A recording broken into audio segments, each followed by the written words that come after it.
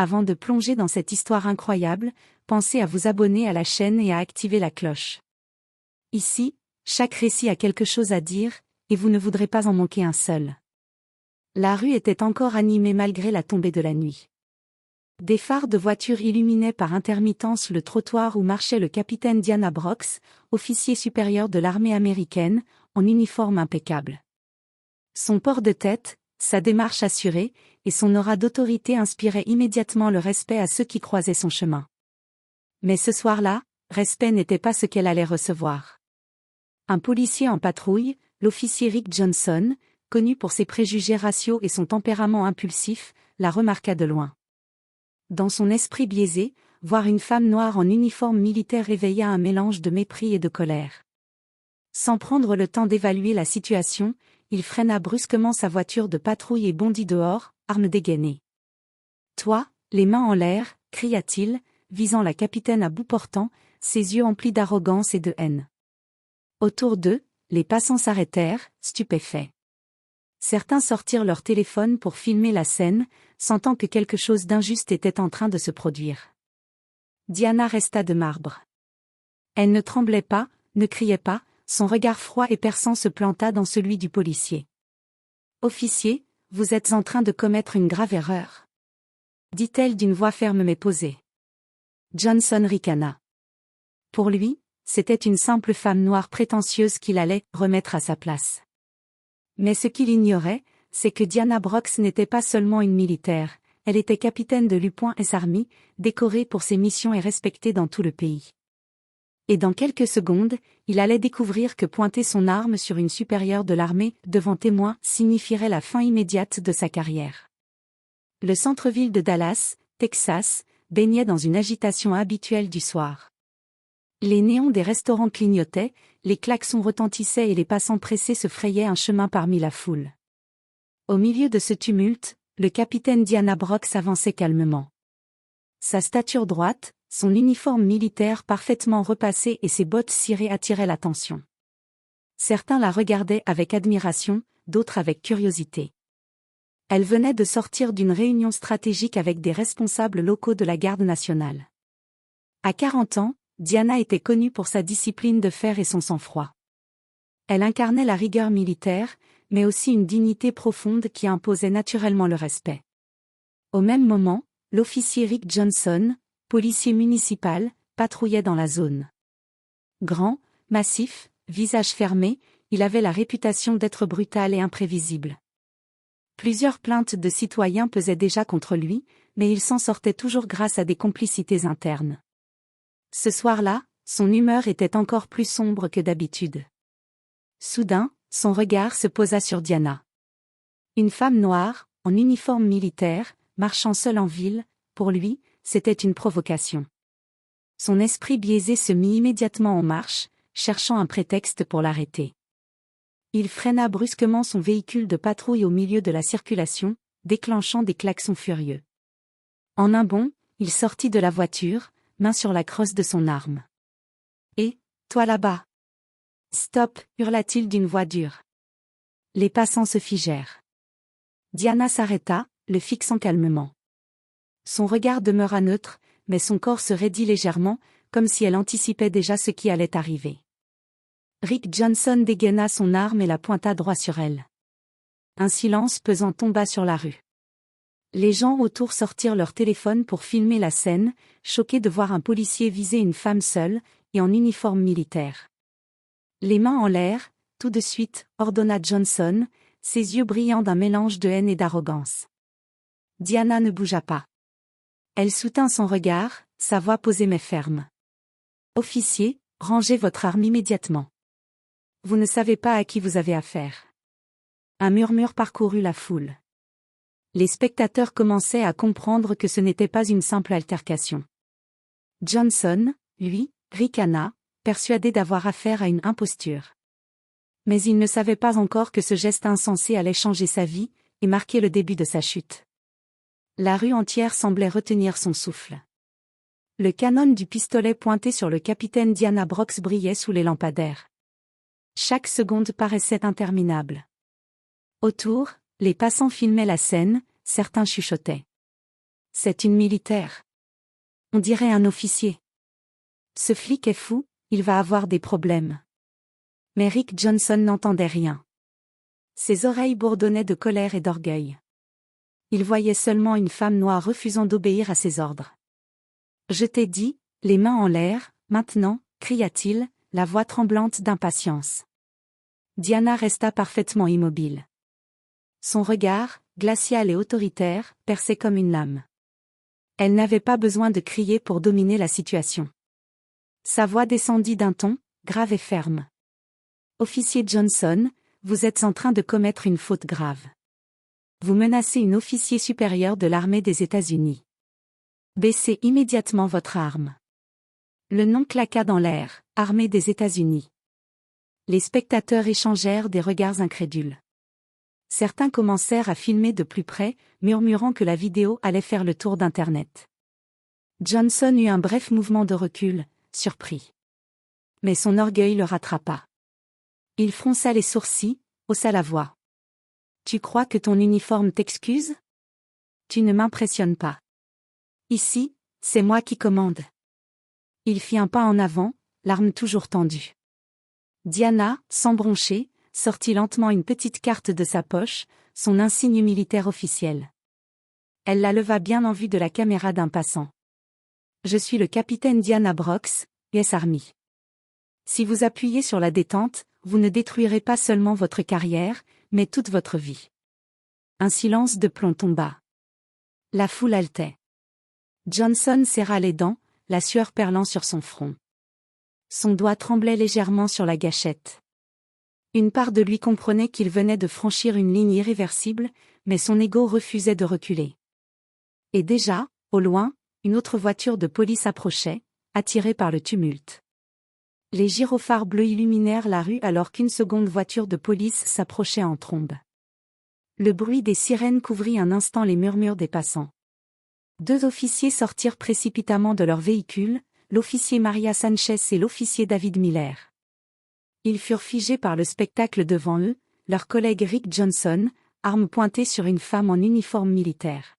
« Rick, qu'est-ce que tu fais » lança Sanchez, abasourdi. Johnson ne se retourna pas, ses yeux toujours rivés sur Diana.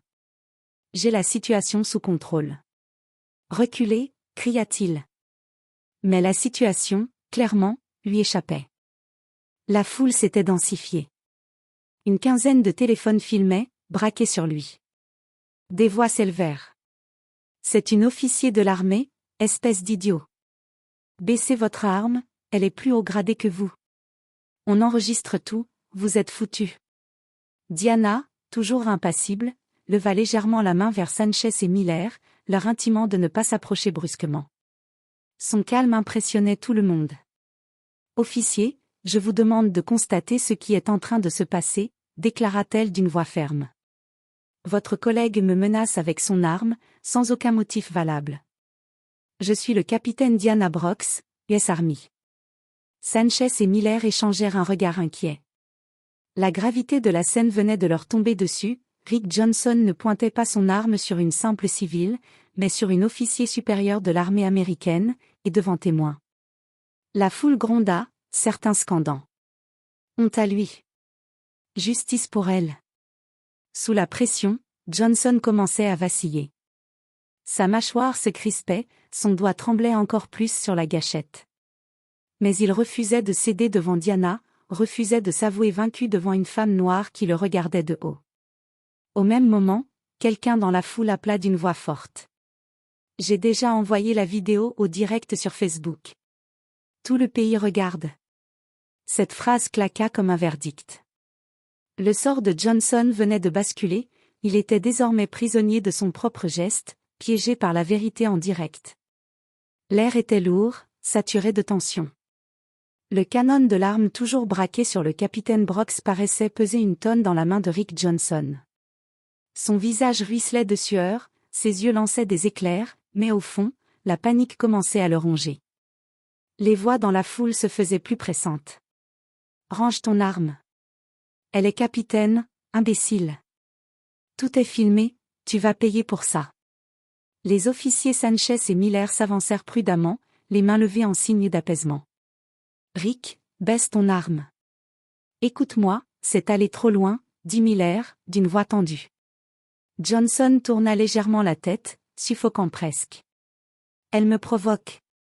Elle croit qu'elle peut me donner des ordres. Diana haussa un sourcil, imperturbable. Son ton sec et mesuré coupa net ses accusations. Ce ne sont pas des ordres. C'est un constat. Vous êtes en infraction grave contre le code de conduite de la police et contre la loi fédérale. La foule approuva, des applaudissements éclatèrent. Johnson blêmit. Tu mens. Tu dois être une impostrice, balbutia-t-il, la voix brisée. Il recula d'un pas, son arme tremblant de plus belle. Mais la carte d'identité militaire que Diana tenait toujours en évidence brillait sous les lumières de la rue. Une preuve indéniable. Sanchez fit un pas en avant, déterminé. Rick, regarde autour de toi. Des dizaines de témoins, des caméras. Tu es fini si tu continues. Johnson tenta un dernier argument désespéré, levant la voix pour couvrir la foule. Je fais juste mon travail. Je croyais qu'elle représentait une menace. Les rires et les huées fusèrent dans le public. Une menace? C'est une officier décorée. Tu vas finir en prison, mec. Diana s'avança d'un pas, réduisant la distance. Son regard plongea dans celui de Johnson, glaçant. Officier Johnson, écoutez-moi bien. Vous êtes à 2 secondes de signer la fin définitive de votre carrière. Faites le bon choix. Maintenant. Un silence brutal s'abattit. L'arme tremblait toujours, mais la main de Johnson semblait perdre de sa force. Son masque d'autorité craquait, laissant apparaître la peur. Le canon de l'arme vacillait dangereusement. Rick Johnson, jadis si sûr de lui, n'était plus qu'une silhouette tremblante sous les regards accusateurs. Son souffle court trahissait son angoisse. Autour, les téléphones continuaient de filmer. Chaque seconde de son humiliation se gravait déjà sur Internet. Sanchez, plus ferme que jamais, s'approcha d'un pas calculé. « Donne-moi ton arme, Rick. » Ce n'est plus une option, dit-elle d'un ton tranchant. Johnson recula, secoua la tête comme un animal acculé. « Non, non. Vous ne comprenez pas. Elle m'a défié. C'est une question de respect, hurla-t-il, sa voix déraillant. Un rire amer éclata dans la foule. De respect? Tu pointes ton arme sur une capitaine de l'armée, cria un passant. Les spectateurs étaient maintenant une trentaine, formant un cercle oppressant. Certains scandèrent. Démission! Démission! Le visage de Johnson vira au rouge. La honte et la rage luttaient en lui. Mais la pression était trop forte. Diana, toujours impassible, avança encore d'un pas. Son autorité naturelle dominait la scène. « Officier Johnson, dit-elle calmement, remettez votre arme à vos collègues. Vous venez de franchir toutes les lignes rouges. » Ces mots tombèrent comme un coup près. Johnson fixa Diana, le regard chargé de haine et de désespoir, puis il regarda la foule, ses collègues, les téléphones pointés sur lui. Il comprit. Dans un geste brusque, il abaissa enfin son arme, mais avant qu'il n'ait pu dire un mot, Sanchez bondit et la lui arracha des mains. Miller plaça immédiatement une main ferme sur son épaule, l'empêchant de réagir. La foule éclata d'applaudissements et de cris de soulagement. Justice. Voilà, c'est fini pour toi, Johnson. Johnson tenta de se débattre, mais Miller resserra son emprise. Son regard se posa à nouveau sur Diana. Cette fois, ce n'était plus celui d'un homme sûr de lui, mais celui d'un homme qui savait que tout venait de s'écrouler. Le capitaine Brox le fixa droit dans les yeux. Son ton resta froid et implacable. Vous venez de perdre bien plus qu'un uniforme. Et au loin, déjà, on entendait les sirènes d'une autre patrouille appeler en renfort. Les sirènes se rapprochaient, leurs échos résonnant entre les immeubles. La rue était désormais saturée de gyrophares.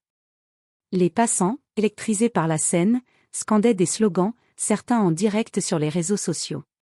Sanchez tenait fermement l'arme confisquée à Johnson, tandis que Miller l'immobilisait d'une main de fer. Johnson, rouge écarlate, tentait encore de se justifier. C'était un malentendu. J'ai cru qu'elle représentait une menace. Je voulais juste faire mon devoir. Un tollé éclata dans la foule. Ton devoir, hurla une femme. Ton racisme, oui, répliqua un autre. Les caméras de téléphone capturaient chaque mot, chaque geste. Johnson voyait son visage s'afficher sur des écrans, compris dans une tempête qu'il ne pouvait plus arrêter. Diana, implacable, s'avança vers lui. Sa voix résonna avec une clarté glaciale. Vous avez pointé une arme sur une officier supérieure de l'armée américaine. Vous n'avez pas seulement manqué à votre devoir, vous avez trahi l'uniforme que vous portez. La foule se tut, suspendue à ces mots. Diana continua, plus solennelle. Et vous avez fait cela devant témoins, devant citoyens, devant vos collègues. L'histoire retiendra votre nom, pas pour l'honneur, mais pour la honte. Un silence de plomb. Puis, soudain, les applaudissements éclatèrent. Les cris fusèrent. Bravo capitaine. Justice pour Diana. Johnson baissa la tête, accablé. La fierté qui le tenait encore debout quelques minutes plus tôt s'était effondrée. Ses yeux s'emplirent de désespoir, il comprenait qu'il ne se relèverait jamais de cette scène publique. Les véhicules de police supplémentaires arrivèrent enfin. Un sergent de patrouille s'avança, stupéfait par ce qu'il découvrit, Johnson, désarmé, entouré par la foule et humilié. Diana croisa les bras et déclara calmement au sergent. Je vous recommande d'arrêter immédiatement cet homme pour conduite dangereuse, menace armée et abus de pouvoir. Johnson releva la tête d'un coup, choqué. M'arrêter ? Vous n'avez pas le droit. Je suis policier, hurla-t-il, mais sa voix se brisa dans le tumulte des protestations. Le sergent jeta un long regard vers Diana, puis vers la foule qui filmait, avant de hocher la tête gravement. Officier Johnson, vous êtes en état d'arrestation. La rue explosa d'acclamations. La décision du sergent tomba comme une hache. Rick Johnson écarquilla les yeux, incapable d'y croire. Vous n'allez pas m'arrêter devant eux. Devant, cette femme, balbutia-t-il, le visage cramoisi. Mais Miller raffermit sa prise sur son bras. Sanchez, sans un mot, sortit les menottes de son étui. La foule, exaltée, scandait désormais. Menottez-le. Menottez-le. Johnson se débattit faiblement. Je suis policier. Vous n'avez pas le droit de. Vous n'êtes plus rien, le coupa sèchement Diana. Sa voix était glaciale, implacable, et ses mots frappèrent comme un coup de massue. Le sergent hocha la tête vers Sanchez. Elle claqua les menottes sur les poignets de Johnson sous un tonnerre d'applaudissements. Le bruit métallique résonna dans la rue comme un verdict. Des flashs de téléphone crépitaient, immortalisant chaque seconde de cette chute publique. Le policier autrefois craint se retrouvait exposé, humilié, incapable de cacher son visage. Vous ne pouvez pas faire ça. J'ai des droits, cria-t-il désespéré, ses yeux roulant dans toutes les directions, cherchant une sortie. Diana s'approcha, si près qu'il sentit presque son souffle. Elle planta son regard dans le sien. Oui, vous avez des droits. Et moi, j'ai le devoir de m'assurer que vous répondiez de vos actes. Un murmure d'approbation parcourut la foule. Beaucoup levèrent leur téléphone comme pour saluer cette déclaration. Le sergent ordonna qu'on le conduise immédiatement vers la voiture de police. Johnson fut traîné, menotté, sous les huées de la foule. Chaque pas résonnait comme une marche vers l'abîme. Diana, droite et digne, observa la scène sans fléchir. Elle savait que cette humiliation publique n'était que le début, viendraient bientôt les rapports officiels, l'armée, et la justice. Et Johnson, lui, comprenait déjà qu'il avait perdu bien plus qu'une confrontation, il venait de perdre son uniforme, sa carrière, et son honneur. La voiture de police démarra lentement, emportant Rick Johnson, menotté et vaincu, sous les regards brûlants de la foule. À travers la vitre, il voyait encore les téléphones brandis, filmant sa marche honteuse vers l'anéantissement de sa carrière. Dans la rue, certains passants commentaient déjà à voix haute. Cette vidéo va tourner partout, il est fini. Tu paries ? Dans 2 heures, c'est sur CNN. Pendant ce temps, Diana Brox resta immobile quelques instants, observant le véhicule s'éloigner. Son visage demeurait impassible, mais son esprit savait que cette affaire allait résonner bien au-delà de cette rue. Quelques minutes plus tard, alors que les policiers sécurisaient la zone, Diana reçut un appel sur son téléphone militaire. Elle décrocha, sa voix toujours calme. Capitaine Brox. De l'autre côté de la ligne, un supérieur de l'armée l'informa d'une voix grave. Capitaine, nous avons déjà vu les images. Elles circulent à grande vitesse sur les réseaux sociaux. Le Pentagone nous demande un rapport immédiat. Diana serra légèrement les lèvres. Elle s'y attendait. J'enverrai mon rapport dans l'heure. Et je témoignerai officiellement contre l'officier Johnson, répondit-elle avec assurance. Pendant ce temps, dans une cellule du poste de police, Rick Johnson tournait en rond, le visage défait. Il criait à qui voulait l'entendre. Ce n'est pas juste. Ils m'ont piégé. Tout le monde est contre moi. Mais ses collègues l'évitaient, certains le regardant avec mépris, d'autres avec indifférence. Son nom circulait déjà dans les groupes de presse. Son visage apparaissait sur les réseaux sociaux accompagné de légendes assassines. Le policier qui a pointé son arme sur une capitaine de l'armée. Racisme en uniforme, la vidéo qui choque l'Amérique. Dans l'espace de quelques heures, Rick Johnson n'était plus un officier de police, il était devenu le symbole de la honte. Et Diana, elle, comprenait que l'affaire allait devenir bien plus qu'un incident local. C'était le début d'une tempête nationale. Dès l'aube, la nouvelle faisait la une de tous les journaux télévisés. Les chaînes locales avaient relayé la vidéo, rapidement reprise par les grands médias nationaux. Le visage de Rick Johnson, arme au poing face au capitaine Diana Brox, passait en boucle sur les écrans. Les débats s'enflammaient. Sur CNN, un présentateur déclarait : ce n'est pas seulement une bavure policière, c'est une humiliation publique qui soulève la question du racisme systémique dans les forces de l'ordre. À la radio, une analyste ajoutait : le fait qu'il ait pointé une arme sur une officier décorée de l'armée américaine, et une femme noire qui plus est d'une gravité exceptionnelle. Pendant ce temps, Diana se préparait à entrer dans une salle de conférence militaire. Ses supérieurs avaient décidé qu'elle devait donner une déclaration officielle. Elle ajusta son uniforme impeccable, consciente que ses paroles allaient être scrutées par tout le pays. Les caméras crépitaient lorsqu'elle prit place derrière le pupitre. Son regard droit et son ton ferme imposaient le silence. Je n'ai pas été victime seulement en tant que femme ou en tant que noire. J'ai été menacée alors que je portais l'uniforme de l'armée américaine. Ce geste est une insulte à l'institution, à nos valeurs et à notre pays. Les journalistes notèrent chaque mot, les flashs s'intensifièrent. Elle continua, implacable. Mais je veux que ce soit clair, je ne cherche pas la vengeance. Je demande simplement la justice. Et je la demanderai jusqu'au bout. Les applaudissements éclatèrent, inhabituels dans ce type de conférence, mais révélateurs de l'émotion présente dans la salle. Pendant ce temps, Rick Johnson, enfermé dans sa cellule, regardait les infos sur un vieux téléviseur accroché au mur. Le visage de Diana remplissait l'écran, ses paroles résonnaient comme une condamnation.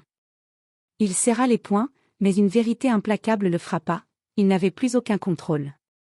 Sa carrière, son avenir, son honneur, tout lui avait été arraché en une seule nuit. Quelques semaines après l'incident, Rick Johnson comparaissait devant un tribunal interne de la police et devant une commission d'enquête militaire. La salle était bondée, les médias présents, et la tension palpable. Chaque personne présente savait que cet événement allait marquer l'histoire.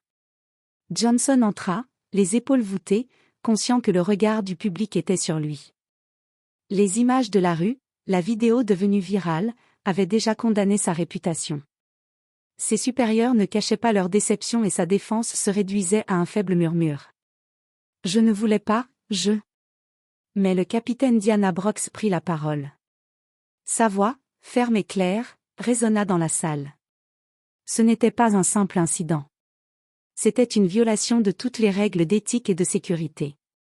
Un officier en uniforme de police ne doit jamais, sous aucun prétexte, pointer son arme sur une officier supérieure. Les preuves vidéo, les témoignages de Sanchez, Miller, et des passants complétèrent son exposé.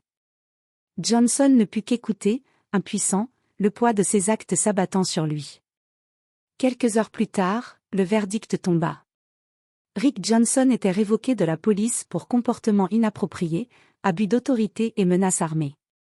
Une sanction disciplinaire et des poursuites judiciaires étaient également lancées contre lui. La salle éclata de murmures et d'applaudissements. La justice venait de frapper, claire et nette. À l'extérieur, Diana sortit sous les flashs des caméras.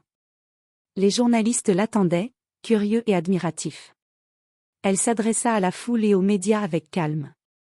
Cette affaire ne concerne pas seulement Rick Johnson. Elle concerne tous ceux qui croient qu'ils peuvent abuser de leur pouvoir sans conséquence. Aujourd'hui, nous avons montré que personne n'est au-dessus de la loi. Les applaudissements furent assourdissants. Certains passant levèrent leur téléphone, mais cette fois pour filmer un symbole de courage et d'autorité, et non pour dénoncer un abus. Diana Brox devint un exemple national, la femme qui, avec dignité et sang-froid, avait tenu tête à la brutalité et au racisme.